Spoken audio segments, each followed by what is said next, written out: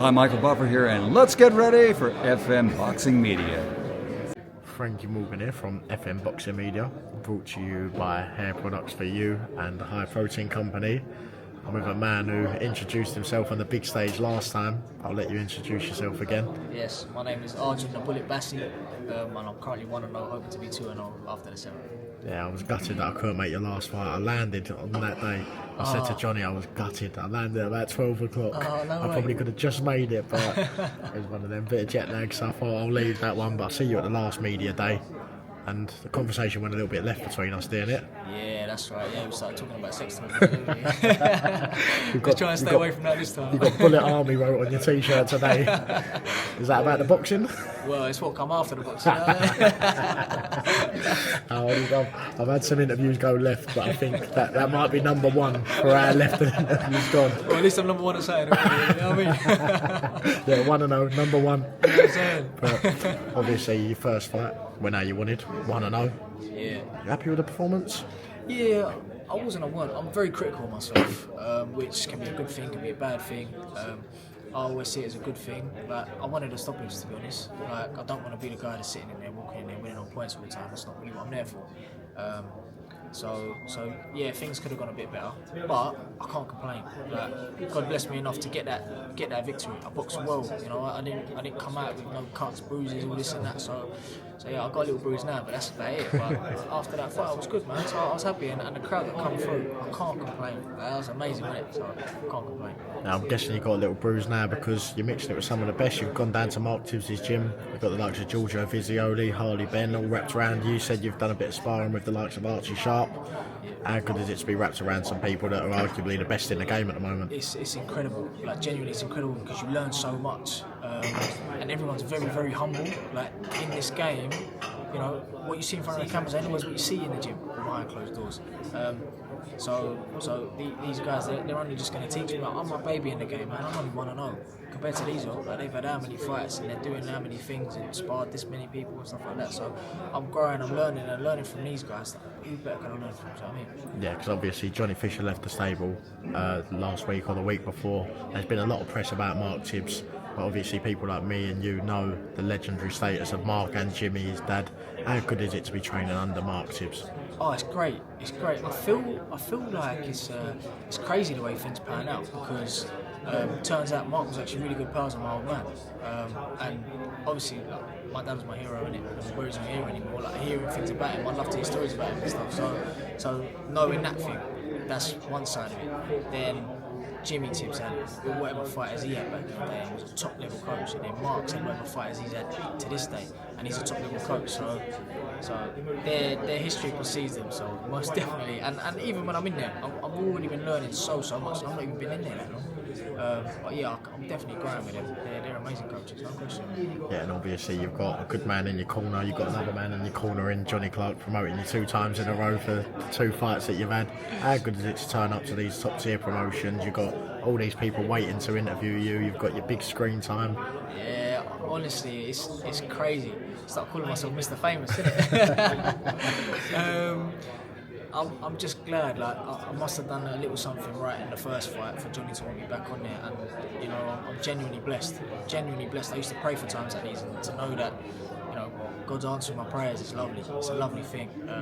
So I just have to keep praying, keep working, and hopefully the opportunities keep presenting themselves. If I put on another good show, then will I open more eyes? God willing, I will. Do you know what I'm saying? So let's just see what the future holds.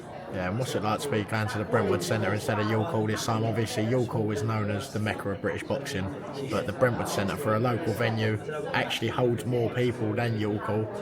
How does it feel to go somewhere like the Brentwood Centre? Yeah, look, I've actually never been there. I've never been in there myself, but I've heard a lot of good stories. Everyone, and when they talk about Brentwood Centre, they always talk to me about Johnny's shows anyway. Yeah. And they're sitting there going, "Oh, you need to see them. They're sick, bro.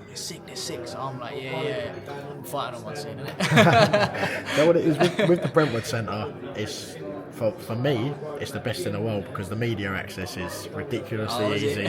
Walk into any changing room you need and all that. With York Hall, it is a little bit more reserved, bit of a more prolific venue, so I can understand why.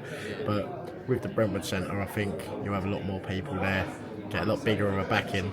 But are you going to want to be out to the York Halls and the Indigos and the O2s within the next year? Is that your aim, to get to all these big mecca boxing venues, really? 110%. I want to be out in Saudi tomorrow. I think all of us do, don't we? Do you know what I'm saying? Turkey, where's it cool? Mate, I want any fight in Saudi. I'll take the Usyk fight in Saudi, anyone. I'll be set for life. Look, I'll fight wherever.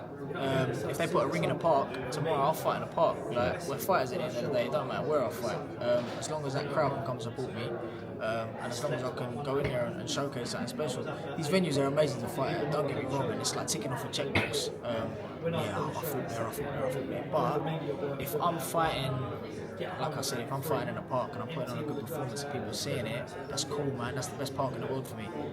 So where I fight, it don't really matter. I just need to do the best I possibly can. Yeah, and talking to people seeing it live on DAZN, arguably the best platform in the world for boxing at the moment. How good is it to be on a streaming service like DAZN? Incredible, genuinely incredible. I've watched that fight, I swear to you, about 500-600 times, no question about it, and that's not even exaggerating it, I promise you. All I keep doing, and I won't watch it on YouTube, I'll watch it on the actual DAZN. I'll sit there and I'll fast forward just to say you've been on it, just to see that, hey, that's me.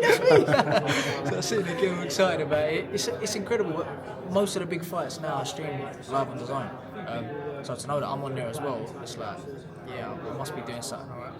Yeah, and obviously being under someone like Mark TIBBS, a lot of his fighters, they're pushing on. They're on the Queensbridge, they're on the Matchrooms, they're on the Riyadh seasons.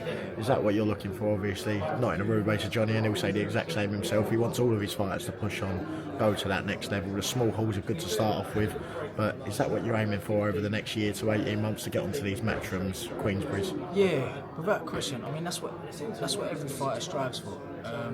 Like Johnny's like the big fish of small boxing, but obviously the end goal is to get that signing with Turkey. You know what I mean? Yeah. Turkey, and get the Ring magazine on your shorts. Come on, bro. You know what I'm saying? He's throwing money at boxing at the moment. Yeah.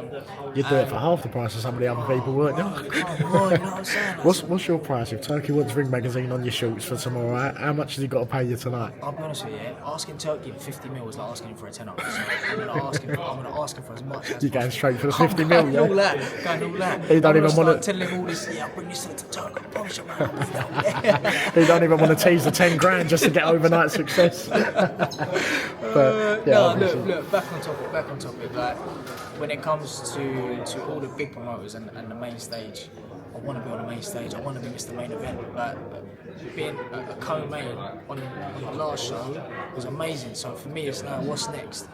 I want to be on them big shows. I want to be like in the light. I want to be in the eyes. I know I'm capable of doing that. I know I can do that. So I just need to build into becoming that person. Because of course I might not be there right now. I'll be there tomorrow, or the day after. So let's just see what I can build into, and God willing, I open the right eyes. Yeah, mate. Thank you very much for the interview. For anyone who only watched the first interview, we want to let them know that we're not pests. We do just like to have a little laugh about a nickname. We are normal men. Yeah, keep an eye on that. But anyone who wants to join the Bullet Army, whatever one that is, give us a shout. But yeah, thank you very much for the interview. I look forward to seeing you soon. Thank you very much. Cheers, brother.